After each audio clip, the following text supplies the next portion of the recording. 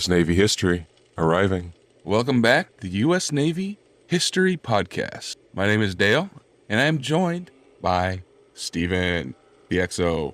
Hey there, everyone. Just want to apologize for any audio issues from me on the last episode. Doing some digging, it looks like we had some saboteurs messing with my audio. Yeah, that was probably the British. Dadgum Brits. I microwaved my tea one time. Yeah, you microwave your tea, you have war declared. You have to seep it like a normal person. Well, sometimes I don't have the patience. And that's why you were sabotaged. But all is right in the world, folks. Audio's fixed and everything's back to normal. Wonderful. So today we are going to continue on with the battles of the War of 1812. We're going to talk about the engagements on Lake Ontario. Let's get underway. So the engagements on Lake Ontario, they covered a prolonged naval contest for control of the lake during the war. Few battles were fought, though, and none of them really had any decisive results, which, is a huge theme during this entire war. And, so this contest pretty much became a naval building race, sometimes referred to as the Battle of the Carpenters. Wooden boats, carpenters. Oh, yeah, no, I'm just imagining my local carpenters union squaring up against the electricians union. Ooh, there was no electricity here, though.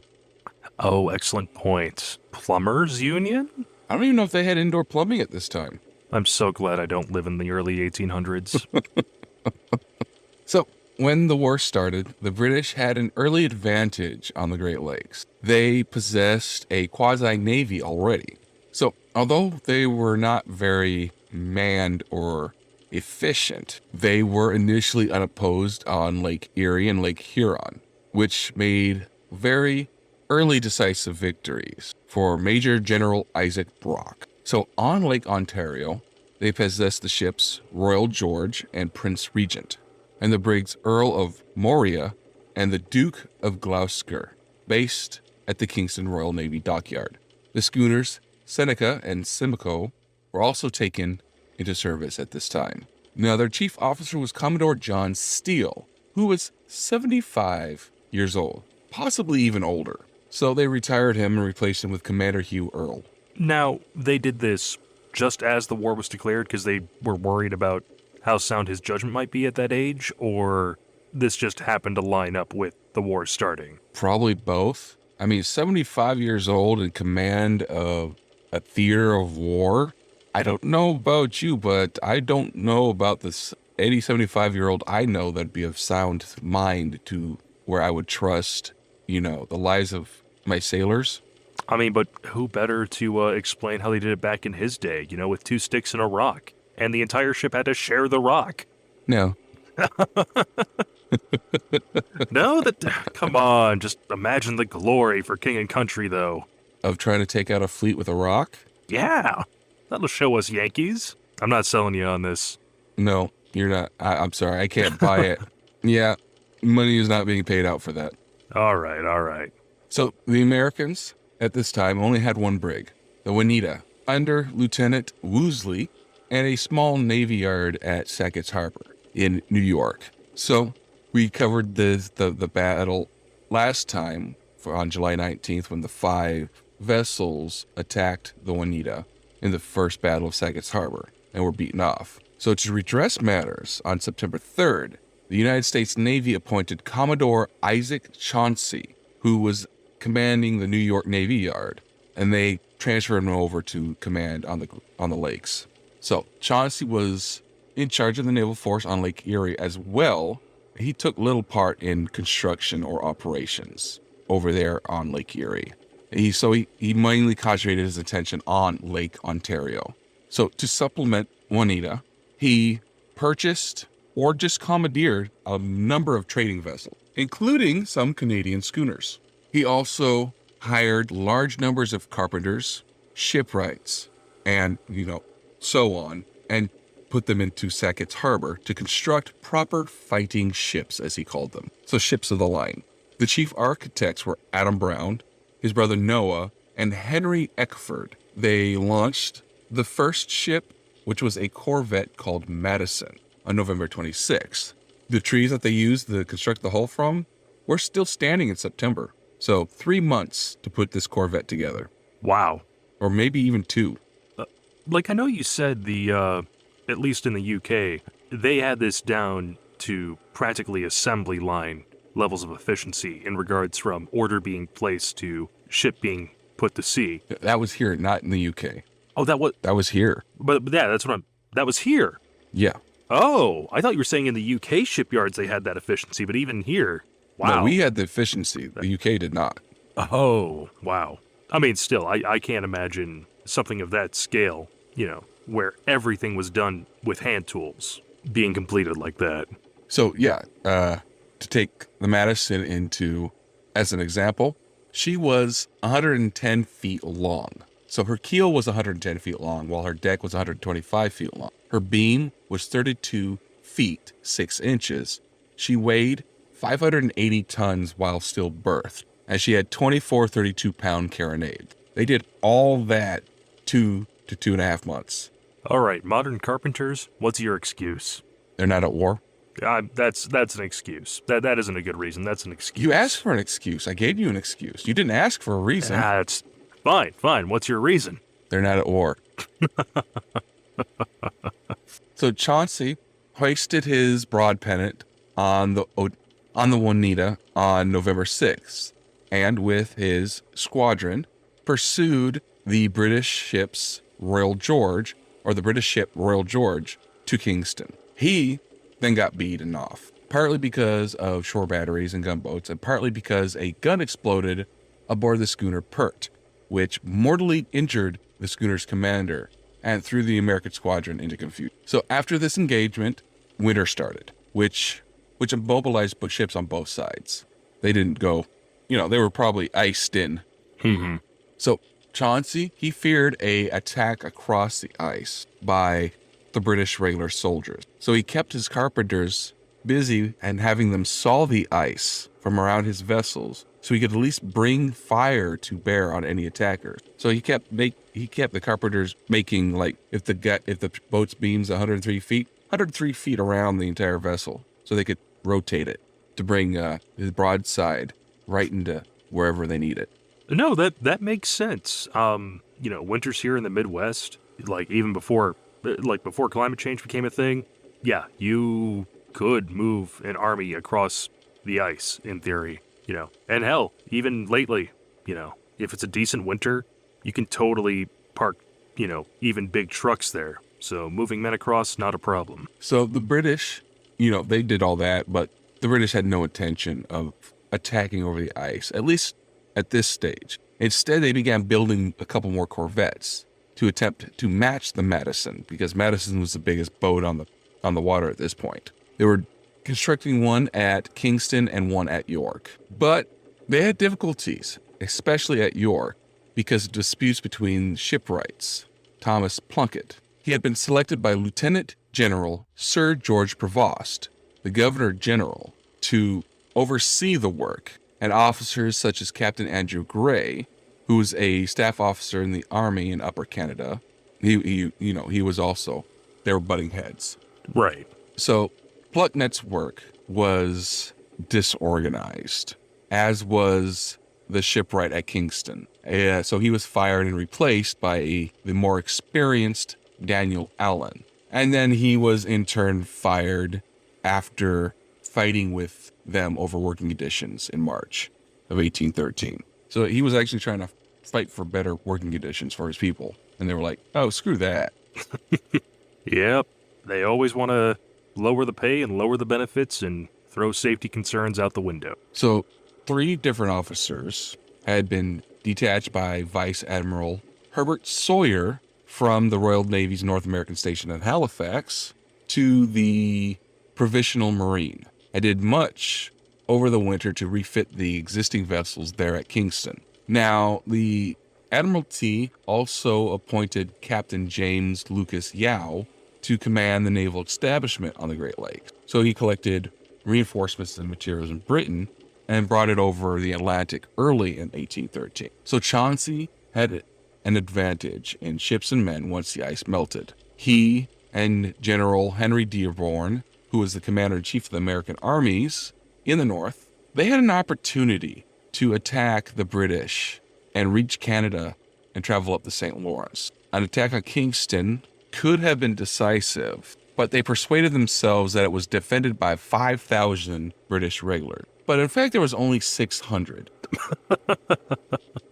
So instead, they decided to attack York, which was the provincial capital. So on April 27th, at the Battle of York, they defeated the defenders under Major General Roger Hale Schaffel, and they looted the town. They captured the brig, Duke of Gloucester, and also a number of cannons, which were supposed to go to the British squadron on Lake Erie. Now, the British, they set fire to partially completed corvette that they were going to call the Isaac Brock to keep it from falling into American hands. So Chauncey and Dearborn, they defeated the British Army on the Niagara River at the Battle of Fort George on May 27th.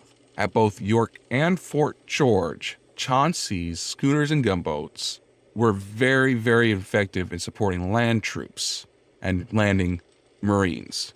They suppressed the British batteries and inflicted heavy casualties on British troops while they were trying to attempt to prevent the American landing. Now, they also left themselves vulnerable to that could have been a very decisive counterattack, because since they were preoccupied in the western end of Lake Ontario, Commander Yeo arrived in Kingston with 465 officers and seamen of the Royal Navy, and they were to take charge of the British squadron. So they embarked troops under Prevost because he happened to be in Kingston on public and army business, and just about immediately attacked the American base at the Battle of Sackett's Harbor on May 29th. Now, this was strategically bold, but they also attacked cautiously and then decided to just call it off when they met with stiff resistance. So if this had succeeded, it could have been very turning over the course of the war. And they knew this, and they knew logically it would be heavily defended. Yes. But they got cold feet? These guys were very cautious. You have cautious commanders, and those are the guys that you don't want in command when trying to take a strategic place. You want cautious commanders on defense. You want bold commanders on offense. Exactly. So, just like Zap Brannigan, once they reached their Killbot kill count, they retreated. So I assume they were very successful in their campaign against the pacifists of, Western Saskatchewan and, laid low the dissidents of neutrality down in Great Michigan. If they had to, yeah. True heroes. So just before the British called off their attack and retreated, the Americans had already prematurely set fire to the Duke of Gloucester and a sloop of war that they had under construction, the General Pike, because they thought they were about to be overrun. Mm-hmm. So they set the fire, the British retreat. They're like, oh crap. So they went to go put out the fire. Thankfully, they succeeded. The Gloucester and a large quantity of stores were destroyed, but the Pike was saved. So Chauncey quickly went back to Sackett's Harbor and then stayed there while waiting for the Pike to be completed. And the Americans declined to contest the lake. Yeo's squadron assisted in driving the American army on the Niagara Peninsula back into Fort George, and he captured and or destroyed a lot of stores. On July 1st, he decided to attempt to destroy the Pike while it was still being fitted out. He decided to mount a raid on Sackett's Harbor in a number of small boats, but then he called off the attack because he feared that the deserters would have alerted the American. So he felt he did not have surprise and decided, no, not going to do it. If you're going to attack, you don't blindly commit and dig in your heels, but you can't get cold feet just because they're putting up a stiff resistance. Well, it's their job to defend it. It's your job to take it. Well, a little bit of foreshadowing here. Remember, this entire conflict is nothing but a large stalemate. Yeah. So Chauncey got underway with a full squadron on July 21st. He thought about assaulting the British defensive positions at Berthingston Heights, which was at the western end of the lake. But then he said, no, the defenders are too well prepared. And instead, they went after York again. They briefly captured it, and they actually didn't really destroy that much. And they actually returned some property they looted in the attack that they had already done before. So they went back. Okay, we have captured you again.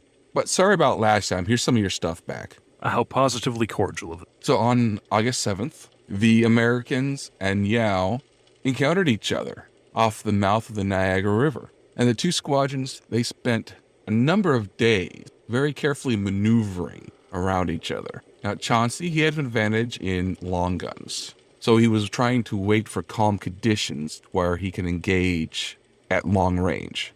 And Yao, he had the advantage in carronades. So he wanted to have heavy weather so he can close in. So on the night of August 8th, two American schooners, the Hamilton and Scourge, they capsized and sank because of a squall that came up suddenly. There were 72 men on board both of these boats, and 53 of them drowned. Now, for anyone who doesn't live around the Great Lakes, I mean, it isn't hyperbole to say that they are inland seas in their size. So if it gets stormy, you can easily see waves that are 15, 20 feet high. Like, this isn't just some blustery day on your local fishing lake.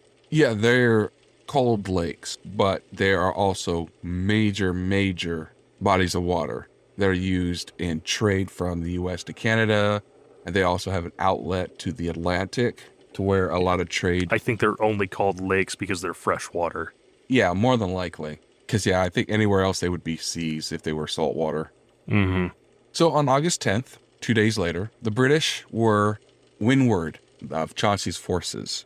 So Chauncey formed his squadrons in two lines. 6 schooners were nearer the British, and the heavier ships were further away to leeward. So as the British edged closer, they started firing. At 11:30, Chauncey ordered his windward line to steer downwind and reform leeward of the heavier vessels. And the two leading schooners, the Growler and Julia, they failed and were cut off from the rest of Chauncey's squadron. And then rather to try to beat upwind to rescue both of those schooners, Chauncey withdrew downwind.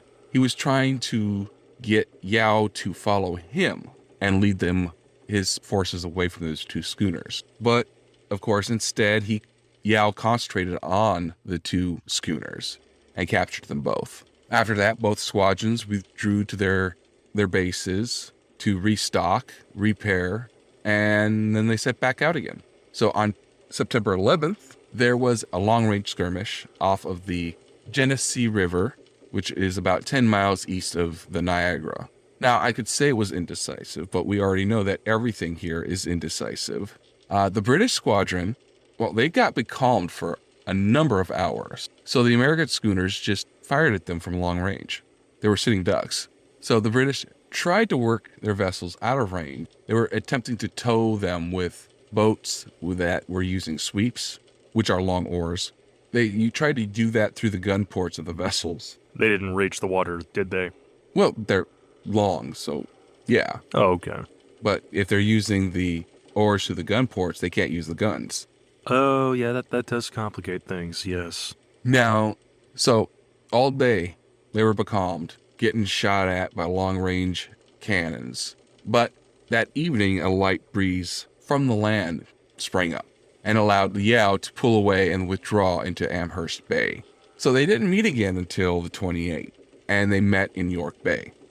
Chauncey was covering a proposed movement of the American army from the Nigeria to Saga's Harbor, and Yao had just delivered supplies to the British forces on the Nigeria Peninsula. So both squadrons spotted each other early in the morning, and then they headed north until Yao was able to send a boat into York with some dispatches.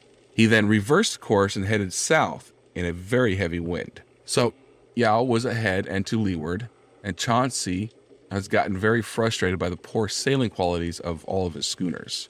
Just about all of them. His 3 fastest vessels, the Pike, the Sylph, and the Madison, they were towing the other schooners, Asp, Ontario, and Fair American, which of course would slow them down even more. So at about 12:40, Yao turned around. He wanted to exchange a single broadside with the Pike when they passed on opposite tacks. And then he wanted to concentrate on the weaker schooners at the rear of Chauncey's line. However, Chauncey, he also reversed course. He turned around, and the Pike and Yao's flagship, the Wolf ended up exchanging several broadsides on the same tack. The American fire brought down Wolf's mizzen and main topmast, and Yao's second in command, Commander Mulcaster, put his ship, the Royal Gorge, between Wolf and the Pike, and backed his sails, while the crew of the Wolf cleared away the wreckage and headed downwind towards Burlington Bay at the western end of the lake. So, what all that means is Yao was getting blown to bits. So Mulcaster put his ship right between the two so that his boss can get away. So for quite a while, the two squadrons were actually mixed up together. I was gonna say, like, I'm trying to keep track of who's where in my head, and it's like, nope, okay, nobody knows where anybody is. The rules are made up, the points don't matter. Exactly. So Chauncey's flag captain, Arthur Sinclair, he actually urged Chauncey to capture the two rearmost British vessels, which were the Brestford and the Melville. And apparently Chauncey, he exclaimed, quote, "All or none." So he wanted all of them. He's like, no, not the two rearmost. I want them all. So he went after the Wolf. But he also refused to cast off the tow line with the Asp. So no other American vessels were able to get within effective range. So the chase lasted around 90 minutes, an hour and a half, and Yao dropped anchor off the north shore of Burlington Bay. The wind at this time had risen into a gale, and the American squadron struggled, the Pike itself receiving some damage. They were also holed several times beneath the waterline, and they also had a cannon on the forecastle explode, which caused, a lot of destruction and casualty. They also had a number of other cannons split, so they couldn't be used in any case, because they would just burst. Right. So Chauncey called off the battle, stating that if he had tried to continue the attack, both of the British and American squadrons would probably have been grounded in British-held territory. Well, and if there was a storm coming in, that's not something you generally want to stick around for. Well, they have random gales out there. That doesn't mean the storm's coming. Great Lakes are very weather volatile. Yao made hasty repairs in Burlington Bay. And then Chauncey, he really effectively controlled the lake. Now, on September 29th, there was another gale, and it prevented Chauncey, who was watching Yao, to see him. And Yao escaped from Burlington on October 2nd. So that was a long gale. So the next day, Chauncey attempted to chase him, but he had to guess which way Yao went. And on October 5th, 7 vessels were sighted, and they turned out to be gunboats and unarmed British schooners who were transporting troops. One escaped, one was burned, and the other 5 Chauncey captured, and he took 264 prisoners. So this battle briefly shifted to the head of the St. Lawrence River. The American control of the lake had allowed them to complete the movement of their troops from Fort George to Sackett's Harbor because they had planned an attack on Montreal later this year. So the army under Major General James Watkins moved in a lot of small craft to the French Creek near present-day Clayton, New York. And some of the British vessels under Commander Mulcaster bombarded their encampment and anchorages until about November 5th, when the American artillery was able to drive them off, setting fire to the brig Earl of Morea because they heated up cannonballs and shot them at them. And what? With fire. Yeah, that doesn't sound like that's a safe thing to do on a wooden sailing vessel. No, they didn't do this on the sailing vessel. They shot it at a sailing vessel. Oh, okay, the shoreborne battery. I see. Yeah, they were bombarding the shore, so they heated up some cannonballs and fired back at them. Now, folks, to heat up your cannonballs, you want to set your oven to about 500 degrees Fahrenheit. Wait until it's nice and glowing red. Be sure to wear your oven mitts when using your tongs to take them out, and don't leave it in your cannon for too long. Warping of the barrel may occur if you do. Oh, I'm pretty sure that once they put that cannonball on that powder just went off. It was probably like a mortar. So you're kind of playing chicken with your hands when you drop that in. Well, I mean, that's usually normal cannon operation anyway. So the crew ended up scuttling the brig to extinguish the fire, and then they later salvaged it. Correct me if I'm wrong. Scuttling is generally sinking the ship intentionally. That is what scuttling is. How are you salvaging that afterwards? You refloat it. You repair whatever it was that you destroyed to sink it, and then you pump the water out. I can't help but feel it'd be more cost efficient just to make a new one. But what do I know? I'm not a carpenter in wartime. So the American army started to descend on the St. Lawrence, and Chauncey was supposed to blockade the British in Kingston to prevent them from interfering. But an effective blockade is difficult in foul weather, and late autumn means lots of nasty weather. And also there's a lot of inlets to the head of that river. So because of the weather, this allowed Mulcaster's vessel to return to Kingston and embark a detachment of troops under Lieutenant Colonel Joseph Wanton Morrison to pursue the Americans down the river. On November 11th, Morrison's force, with 3 gunboats under Mulcaster, defeated the Americans at the Battle of Chrysler's Farm. Now, the last event of the year was the transport of William Henry Harrison's troops from the Niagara to Sackett's Harbor to replace Wilkinson's army. However, the Nigeria frontier was left without regular troops, and the British took advantage of this by capturing the fort of Nigeria and the Battle of Buffalo. So over the winter of 1813-14, the Americans took shipbuilder Noah Brown and some shipwrights and materials over to Lake Champlain and allowed them to construct the squadron, which would later win the decisive Battle of Plattsburgh. Now, in Kingston, an officer named Captain Richard O'Connor, he served alongside Yao earlier in his career, and he had been in charge of the dockyards ever since he arrived in May, and he had greatly extended these facilities. Now, Yao had been outgunned by Chauncey's vessels in 1813, so he ordered the construction of 2 huge frigates, the HMS Prince Regent and the HMS Princess Charlotte, and these were ready shortly after the ice breaks up, so he held the initial advantage. On May 6th, he mounted a raid on Fort Oswego to interrupt the supply line from New York Navy Yard to Sackett's Harbor. Now, this raid was a little successful because the British captured several unarmed vessels, which included the schooner Growler, which this is its 3rd time changing hands now. So instead of hot potato, it's hot growler. Mm-hmm. Is it your time or is it my turn to have the Growler? Captain, should we just throw the American colors into the lake? No, we don't need to be rude. They'll get their hands back on it soon enough. Just put it in the linen closet. Yeah, that's where we found our flag when we took it back. Yeah, they're being cordial, no reason we can't. Now, Yao's main objective had been to try to capture the heavy guns that Chauncey's intended to have on his frigates and heavy brigs. Now, he did capture 7 of them because they were on the Growler, but most of the American guns had not actually arrived at Oswego yet and were still 12 miles up the Oswego River. So Yao and some troops under Lieutenant General George Drummond, they decided not to try to capture them. Instead, they established a blockade to prevent them from reaching Sackett's Harbor. But Lieutenant Woosley, a few weeks later, tried to take several boats loaded with cannons, cables, and other stores for Chauncey's new ships to Sackett's Harbor, but was driven into a creek a few miles south of the base. So a party of British Marines and sailors under Captain Popham went up the creek to cut out, quote unquote, the American boats. But on May 30th, they were in turn ambushed and were either all captured or killed at the Battle of Big Sandy Creek. So Popham was not all pomp and circumstance. Absolutely not. So shortly after, Chauncey, he got his gun and completed 2 frigates, named the Superior and Mohawk. Well, one's in the wrong lake. Yeah, the Superior should be in Lake Superior.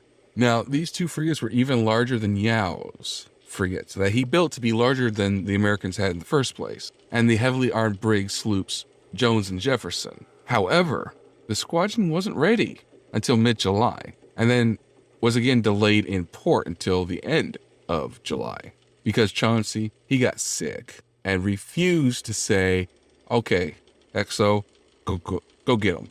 He was like, I'm sick, so everybody else has to be sick too. Everybody get in bed and wait. But Captain, you're contagious. We don't know what he was sick with. He could have just had the vapors. Oh, well, mercy me. So, of course, this seriously hindered the operations of the army. and actually forced Major General Jacob Brown to abandon an attack that he wanted to do on Kingston. And instead, he ended up having to attack across the upper Nigeria River. Now, when the squadron eventually did go out into the lake, Yao was out. He quickly retreated to Kingston, which was a pattern that was going to be set for the rest of the year.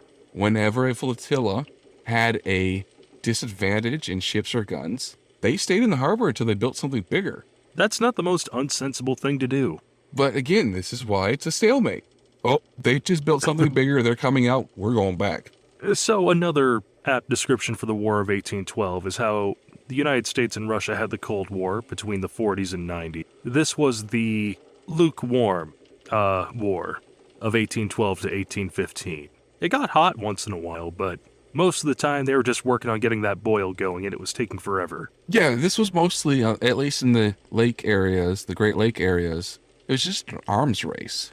Oh, you have a ship with 30 cannons? I'm going to make a ship with 32. Captain, the Yankees have a 32-gun ship. Make Oz have 36. It's exactly what was happening. So when the Americans controlled the lake, they destroyed a 10-gun brig under construction at Perisque Island on the St. Lawrence before it could be launched. And on August 5th, 3 British vessels, the Netley, Charwell, and Magnet, sailed from York to the Nigeria River with supplies. The Magnet had sailed a little bit after the other two, and all of a sudden Chauncey's squadron appears. The Magnet tried to, but was unable to escape, and ran aground 6 miles west of Fort George. So the British removed some stores and set the Magnet on fire, and it blew up before American landing parties could take possession of it. Now the Magnet's commander, Lieutenant George Hawksworth, well, they court-martialed him. They found him guilty of causing the loss of his vessel and was fired from the Royal Navy. So he defected to the Americans. Well, as long as he didn't burn any American ships, too. So Chauncey concentrated on blockading Kingston, but Yao had no intention of leaving it while he had, inferior vessels. And Chauncey was criticized by Major General Jacob Brown and a lot of other Army commanders for failing to assist the American Army on the Niagara Peninsula any further than those blockades. So this greatly contributed, at least in their eyes, to the indecisive result of the campaign. So, rivalry between armed forces goes back far, far, far back in the annals of history for the United States then. Oh, yeah. Well, any branch. Okay. Any country. Even back in the, 23 AD, back when Greek was being attacked by Persia and vice versa. The Army and Navy hated each other then. I'm going to be that guy briefly. That was like 350 BC. Okay, fine. Be that guy. I don't care. I'm going to be that guy. Like, I know this isn't the Greek naval history podcast. Yeah, that's why I don't know the date. Also, fun fact, despite what 300 may have told you, Xerxes was not a 7.5-foot tall, bedazzled god king. No, I wouldn't have thought that in the first place. Okay. So, only 3 small American vessels were maintaining a loose blockade of the Nigeria River. The crews of 3 small British vessels also blockaded the same river. They ended up boarding and capturing 2 American schooners that belonged to the squadron on Lake Erie. And then they took part in a storming attempt during the siege of Fort Erie, which failed with very heavy casualties. So on September 21st, Chauncey, his ships transported Major General George Izard's division from Sackett's Harbor to the Genesee River to reinforce the American army on the Nigeria. Izard refused to make an all-out attack on the outnumbered British army and eventually retreated to the American side of the Nigeria. We're seeing this a lot too. We outnumber them. Let's retreat on both sides. They wouldn't dare pursue us if we outnumber them. That would be tactical folly.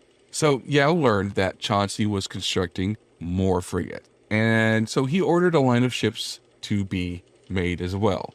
Originally, he had been authorized to construct a third-rate ship of 74 guns, but Yao and his local shipwright, William Bell, they decided on plans rather more ambitious. So on October 15th, Yao launched the 3-decked first-rate class of the line, St. Lawrence, which on the 19th of October was struck by lightning. It very narrowly avoided destruction. I'm going to make the most amazing, cool, unsinkable ship on the Great Lakes.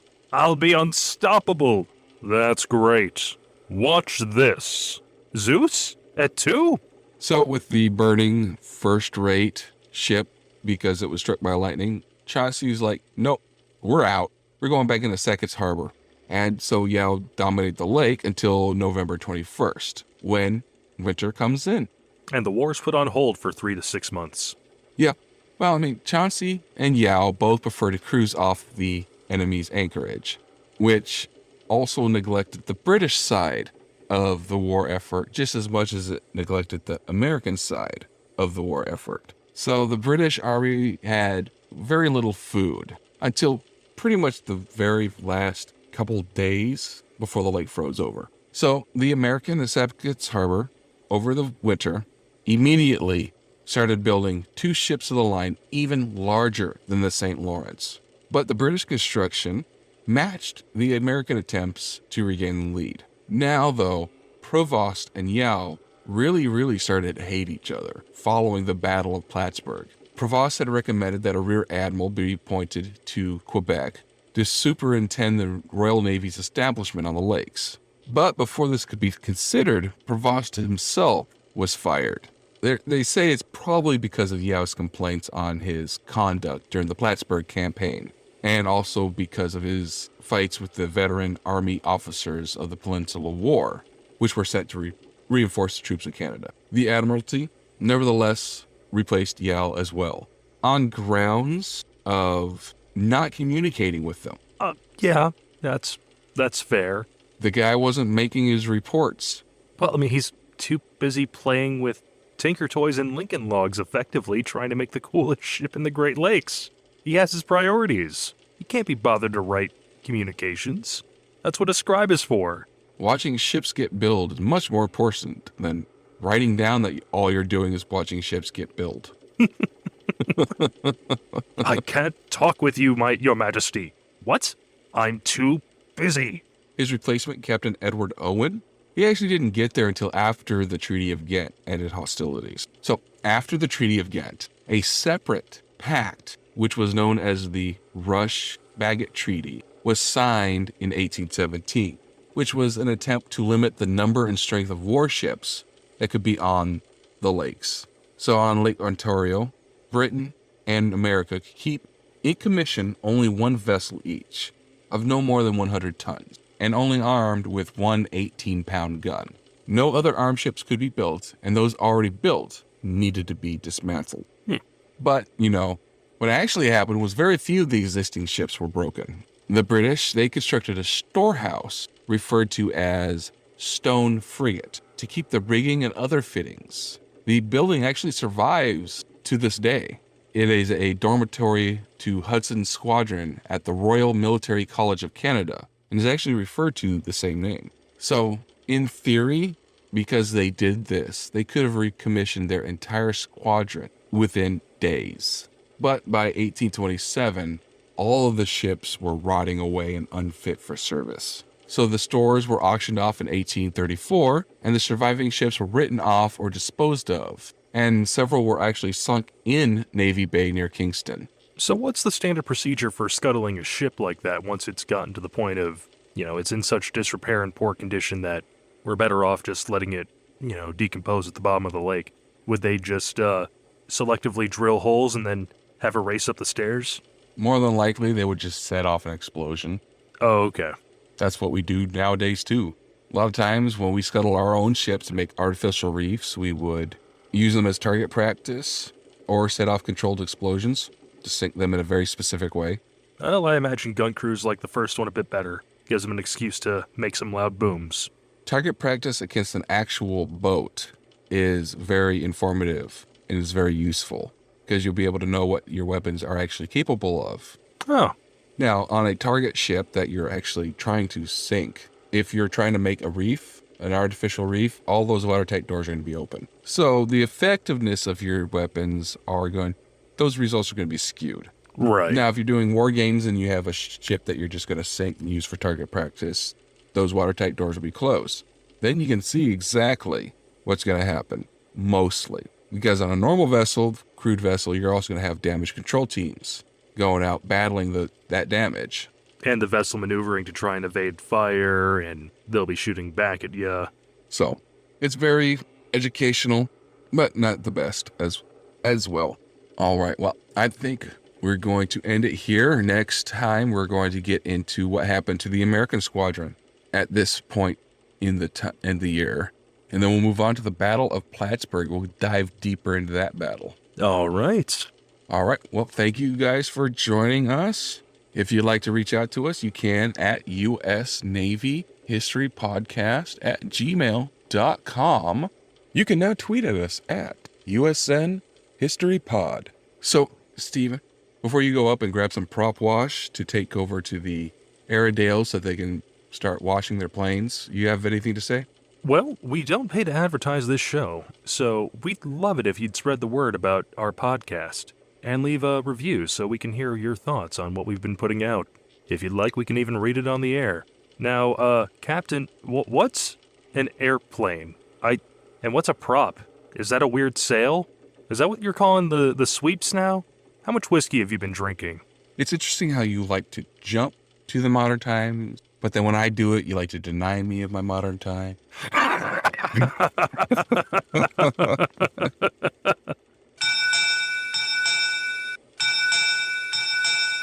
U.S. Naval History Podcast. Departing.